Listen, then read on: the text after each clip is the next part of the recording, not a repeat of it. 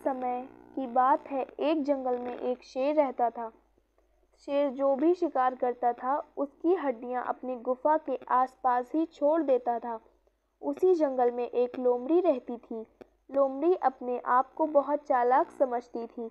एक दिन लोमड़ी शेर के पास गई और शेर से विनती करने लगी कि अगर शेर उसे अपनी सेवा में रख लेगा तो वह गुफा की साफ सफाई कर देगी और शेर की बची कुची जूठन को खाकर अपना पेट भर लेगी। शेर ने लोमड़ी की विनती स्वीकार कर ली और लोमड़ी को अपनी सेवा में रख लिया।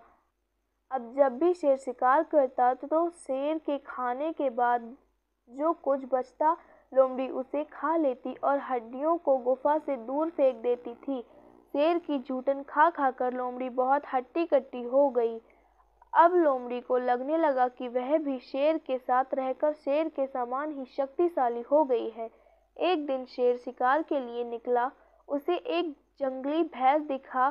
शेर शिकार के लिए जैसे ही आगे बढ़ा, लोमड़ी ने शेर को रोकते हुए कहा कि आज शिकार वो करेगी। शेर ने लोमड़ी को मना किया कि जंगली भैंसे का शिकार करना उसके बस की बात नहीं है, किंतु लोमड़ी को लगा कि शेर उसकी ताकत से जलने लगा है और उसे शिकार करने से रोक रहा है। आखिरकार शेर ने लोमड़ी को शिकार करने की अनुमति दे दी। लोमड़ी ने जैसे ही जंगली भैंसे पर हमला किया, जंगली भैंसे ने लोमड़ी पर ही पलटवार कर दिया और लोमड़ी को उठाकर जमीन पर पटक दिया और उसे मार मार कर बुरी तरह घायल कर दिया। शेर को लगा कि यह जंगली भैंस लोमड़ी को मार डालेगी, तो शेर ने जंगली भैंस पर हमला कर दिया।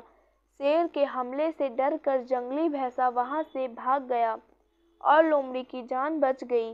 शेर ने लोमड़ी से पूछा, क्या वह दोबारा शिकार करेगी? मूर्ख लोमड़ी को समझ में आ गया कि बड़े जानवर का शिकार करना लोमड़ियों के बस की बात नहीं है।